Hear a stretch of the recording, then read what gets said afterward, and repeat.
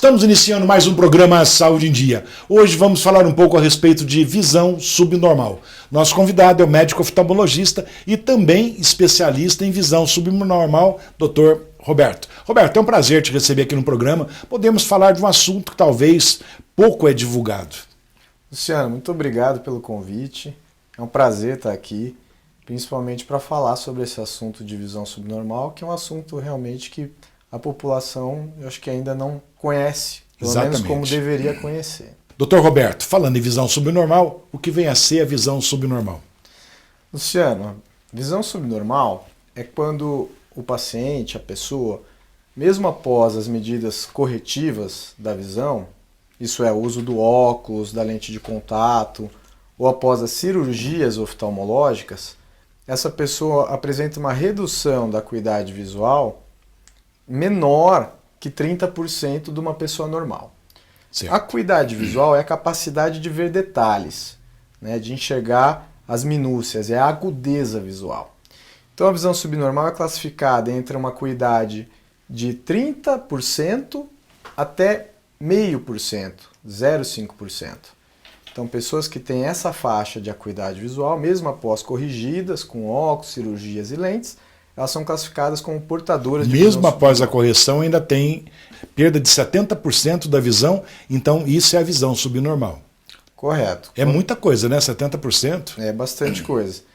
Então esses pacientes que tiveram uma perda acima de 70% são realmente classificados como visão subnormal, mesmo que corrigidos com óculos, lente de contato ou cirurgias.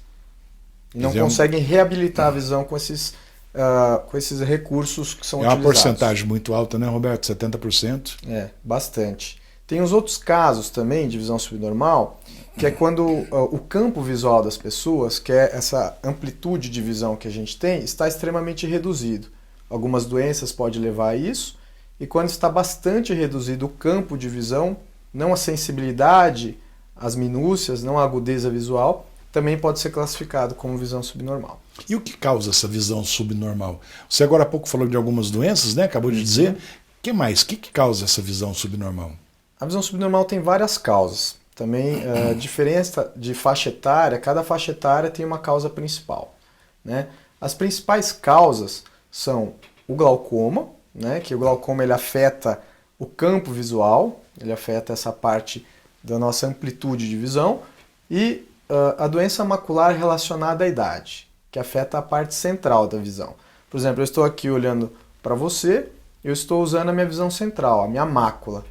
Quando uma doença afeta essa parte central, ela vai provocar uma diminuição da minha capacidade de ver detalhes. Reconhecer o rosto, reconhecer particularidades da roupa, da feição, e isso realmente abaixa bastante a visão central é perdida nesses casos. Então, a doença macular relacionada à idade, o diabetes pode afetar também a mácula, né, e causar uma baixa de visão. E tem outras doenças mais comuns nas crianças, que também não são muito comuns, mas que causam a baixa visão em crianças, como o glaucoma congênito, algumas doenças hereditárias, algumas distrofias, que são doenças que são transmitidas nos genes e repercutem no olho. Doutor, tem mais alguma causa? Tem as causas infecciosas, né? Uma grande causa infecciosa é a toxoplasmose ocular, certo, que é uma doença transmitida por alimentos contaminados, água contaminada, e também um vetor é o gato, um grande vetor, são a saliva e as fezes de gato também, né? Essa doença ela pode se manifestar como uma infecção da mácula, da visão central, que pode destruir essa região e provocar uma perda de visão permanente, tá?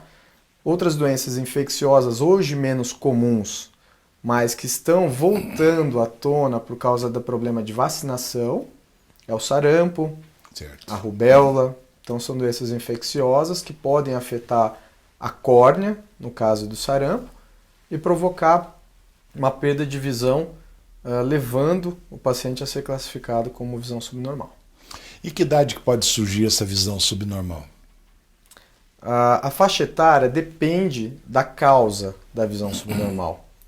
Por exemplo, em pacientes idosos é mais comum a causa mais comum hoje no mundo é a doença macular relacionada à idade, que é uma doença que afeta a visão central, a parte central, a mácula, e ocorre, como diz a própria doença, de acordo com a idade do paciente. Pacientes mais velhos têm maior prevalência desse tipo de problema, de causa de visão subnormal.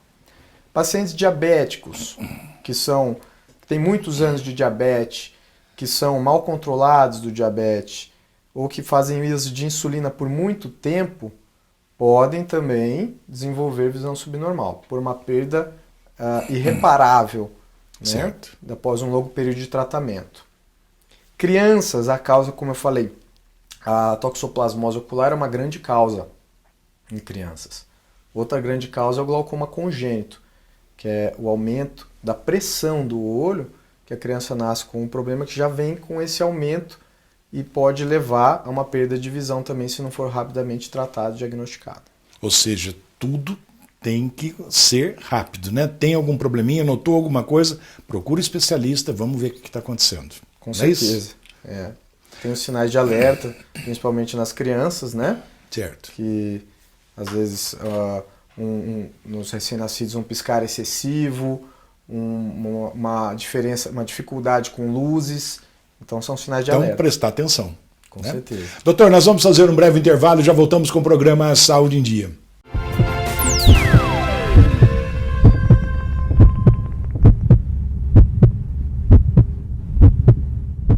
Voltamos com o programa Saúde em Dia. Hoje com o nosso convidado médico oftalmologista, Dr. Roberto. Roberto, quais são os sintomas da visão subnormal? Luciano, o sintoma da visão subnormal vai depender da causa do problema e também da intensidade com que se manifesta esse problema. Tá? Então, se for um problema relacionado à mácula, à visão central, então o sintoma será principalmente dificuldade em reconhecer rostos, pessoas, dificuldade em reconhecer objetos, dificuldade em ver placas, fazer leitura. Muitas vezes, se for muito intensa, a escrita vai estar dificultada também, a parte de assinar, a pessoa vai começar a ter dificuldades. Então, na causa de visão central, a visão central como levando a visão subnormal, é principalmente detalhes. Tá? Quando afeta o campo visual, aí a pessoa pode ter dificuldades para deslocamento em ambientes, se locomover, né? Dentro de casa, muitas vezes ela já está acostumada, ela já conhece já sabe bem. Aonde tem um móvel ou outro, né? Exatamente. Vai se bem. Tiver escuro, ela consegue se locomover. Mas na rua, então ela vai ter dificuldade de ter essa mobilidade, essa independência. Tem algumas doenças que podem afetar a sensibilidade ao contraste, né? Então, por exemplo, esse copo aqui transparente com água dentro. Isso aqui a gente só vê porque a gente tem diferença de contraste. Quando a pessoa perde essa diferença, quando algumas doenças levam a isso, ela também pode começar a derrubar as coisas. Por exemplo, vai pegar um café, colocar dentro de uma xícara escura, vai colocar para fora. Perde a noção, né, daquele objeto. Isso. A noção do espaço que está ali. Às vezes a noção espacial, perfeito. Né? Então, tem vários sintomas que dependem da causa, né, da visão subnormal. Doutor, como fazer para distinguir um problema de visão subnormal? O primeiro passo é uma primeira consulta oftalmológica, porque muitas vezes a pessoa pode achar que está com algum problema, mas nunca fez uma consulta e pode ser um problema normal, resolvido simplesmente com óculos ou com uma lente de contato, num caso mais avançado, uma cirurgia. Então, após essa primeira avaliação, após essa primeira correção, seja com esses auxílios que eu falei, o óculos, se o problema persistir, se a perda de visão não for resolvida com esses passos iniciais, aí sim, né, a gente está realmente frente a um caso de visão subnormal, que é o caso que, como eu falei no início, ele não é resolvida, a visão não é reabilitada com esses auxílios tradicionais que a gente tem. Doutor, há cura para visão subnormal? Luciano, assim, em visão subnormal, a gente está falando daqueles pacientes que já foram submetidos a um procedimento, geralmente cirúrgico, até chegarem a ser avaliados, né, pela equipe de visão subnormal. Então, por exemplo, o paciente teve uma catarata, fez a cirurgia. O paciente teve um glaucoma, fez a cirurgia. O paciente teve um problema de mácula, fez as injeções. Quando, após esses procedimentos, não houve uma resolução completa do quadro, aí esse paciente vai ser avaliado pela equipe de visão subnormal. Então, falar em cura não é tão adequado, é mais adequado falar em reabilitação, tá? Porque o que vai acontecer a partir daí? Novos auxílios, diferentes daqueles tradicionais que se está acostumado a serem tratados em oftalmologia, vão ser empregados, tá?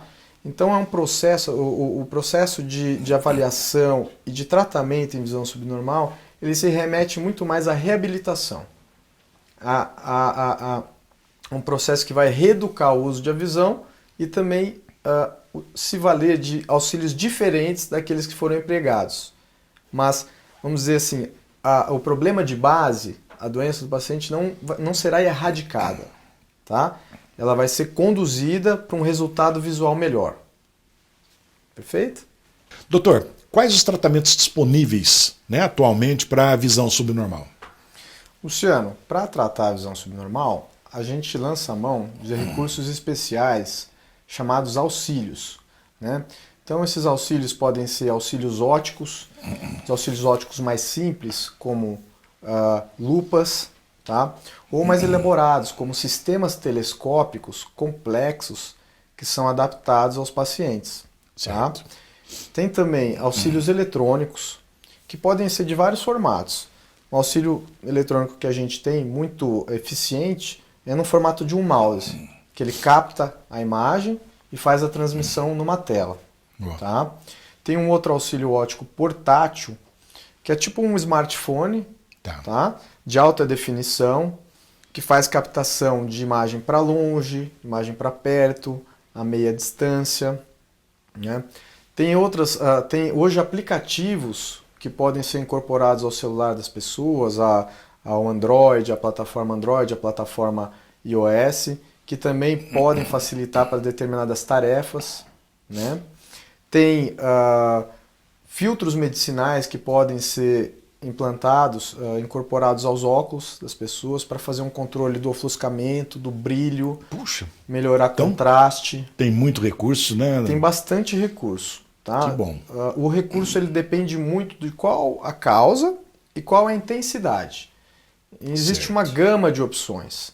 Tá? Então mesmo às vezes aquela pessoa que está com a visão muito baixa, que acha que não consegue mais fazer determinadas atividades, ela consegue se reabilitar e voltar a fazer aquilo que a leitura, a escrita... Que notícia boa, né, Roberto? E cada vez mais isso. A tecnologia hoje está se desenvolvendo a um ponto que essas tecnologias estão sendo incorporadas a objetos do dia a dia, como o celular, como o próximo passo disso é um novo produto, um novo aparelho que a gente vai receber ainda esse ano. Opa! Tá? Um produto desenvolvido na Califórnia. Isso é muito bom, hein?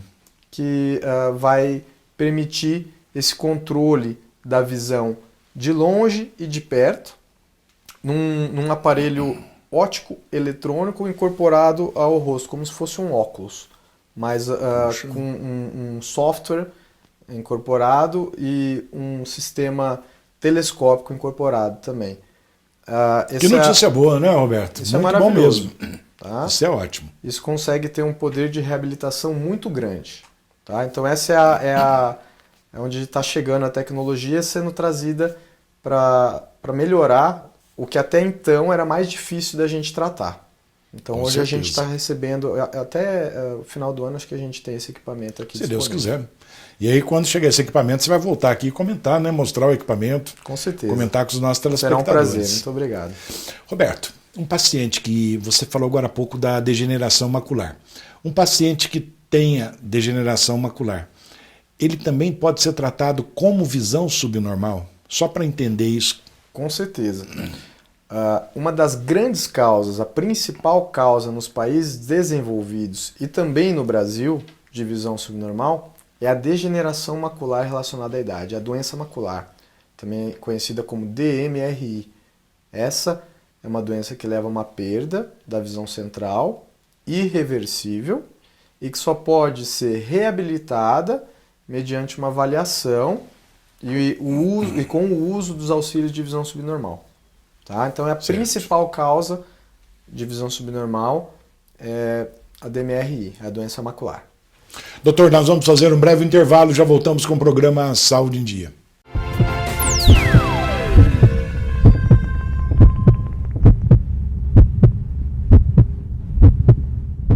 Voltamos com o programa Saúde em Dia. Hoje nosso convidado, médico oftalmologista, Dr. Roberto. Roberto, como é possível um paciente com visão subnormal prosseguir com suas atividades normais, suas atividades diárias? Luciano, esse processo de reabilitação, ele se inicia com a avaliação oftalmológica. Tá. Né? Nessa avaliação, o paciente de visão subnormal ele vai ter a sua perda visual quantificada, a gente vai ver quanto que ele tem de visão remanescente e quais são as dificuldades e o que ele gostaria de fazer com essa visão remanescente. Tá? Então, e uma coisa muito importante é que para cada atividade, geralmente, que esse paciente vai querer desenvolver, ele vai ter um recurso específico. Certo. Tá? Seja um recurso óptico, por exemplo, uma lupa, seja um recurso eletrônico, por exemplo, um desses sistemas de videoampliação, tá? Seja qualquer outro tipo de recurso. Então, assim, um paradigma que tem que ser quebrado é que não vai ser somente um óculos, né, que vai resolver todos os problemas, todas certo. as atividades dele. Então, ele vai ser... É uma nova forma de pensar. Né? Cada atividade ele vai ter que se valer de um recurso específico. Então, primeiro a gente faz essa avaliação, quantifica e procura saber entender quais são as prioridades, o que ele gostaria de estar retomando. Isso é um processo progressivo. Certo. Né? Então, numa primeira visita, a gente pode ser que enfoque mais em algumas necessidades mais eminentes, por exemplo, voltar a ler, principalmente, né? Eu acho que a leitura é uma preocupação da maioria, né? Perfeito. E a gente consegue ter muitos bons resultados, independente da perda visual. Às vezes, em perdas profundas, a gente consegue ter uma reabilitação muito boa com leitura. Tá? Então, a gente prioriza realmente a queixa e depois o paciente ele vai se descobrindo com isso, com esses auxílios, vai descobrindo usos e vai identificando o que ele gostaria de retomar. Então, é um processo mais extenso. Muitas vezes a gente pode precisar do auxílio de outros profissionais, certo. Como a terapeuta ocupacional, que vai ensinar a se locomover, né? Um trabalho conjunto, né? Uma equipe multidisciplinar. Multidisciplinar, né? Perfeito. E isso vai reabilitando o paciente. Então são vários passos, mas é muito importante ir com essa mentalidade de que o processo de reabilitação ele não é de pronto como era com o óculos, né? Ele vai ter que ser trabalhado, vai ter que ser e se valer de diferentes instrumentos para que isso venha a ocorrer, né? Roberto, uma curiosidade. Como determinar a porcentagem da visão? A gente tem tabelas específicas para isso, né? Tá. Inclusive, a gente falar em porcentagem de visão é só uma aproximação. A gente fala realmente em ângulo visual, tecnicamente, tá? Então, para fazer essa transferência do ângulo visual para porcentagem, é uma aproximação que a gente faz para facilitar realmente o entendimento. Certo. Né? Mas existem todos testes específicos para determinar e quantificar essa visão. Seja em visão de cores, em campo visual, a sensibilidade ao contraste, a acuidade visual. Então são várias medidas que a gente une tudo e acaba falando em porcentagem. Então, é assim, só para entender também, acredito que muitos telespectadores devem estar pensando. Uma avaliação, por exemplo, a pessoa vai no oftalmologista, faz avaliação, acuidade visual e tal, é uma consulta normal. A consulta para visão subnormal é diferenciada, é diferente? Sim, a gente já se vale de dados que foram previamente obtidos, né, do paciente, né, do que ele já teve de avaliação, e a partir daí a gente direciona especificamente para o problema e para a reabilitação. Por exemplo, um paciente que tem algum tipo de problema visual, a partir de que idade que ele pode começar a fazer uma avaliação para visão subnormal? O paciente, então, a triagem ela deve ser feita já na infância. tá? Muito importante o trabalho que alguns professores fazem de encaminhar os alunos para avaliação, né? Dos pais observarem os seus filhos, né? Se está conseguindo ler, fazer um teste se já sabe ler, observar se realmente ele foca os objetos, se ele ainda não sabe ler, né? Então, a partir de quando teve essa triagem, essa avaliação com o oftalmologista, independente da idade, se o paciente for compatível com visão subnormal, ele já deve ser encaminhado, independente da idade. Então, o próprio oftalmologista já sabe se a pessoa tem ou não uma visão subnormal. Perfeito. E encaminha para o especialista, no caso aí você. Perfeito. Os colegas oftalmologistas já vão saber fazer essa avaliação, se é um caso de visão subnormal, e a partir daí devem remeter ao serviço especializado. Roberto, com que visão o paciente deve preocupar com atendimento de visão subnormal? A partir de... na verdade, eu não gosto de falar com que visão, porque eu acho que é muito técnico. Eu acho que se a pessoa teve a correção e é conhecida que ela tem a doença, que ela tem esses problemas, e começa a ter dificuldades funcionais, por exemplo, assistir televisão, por exemplo, escrever, ler.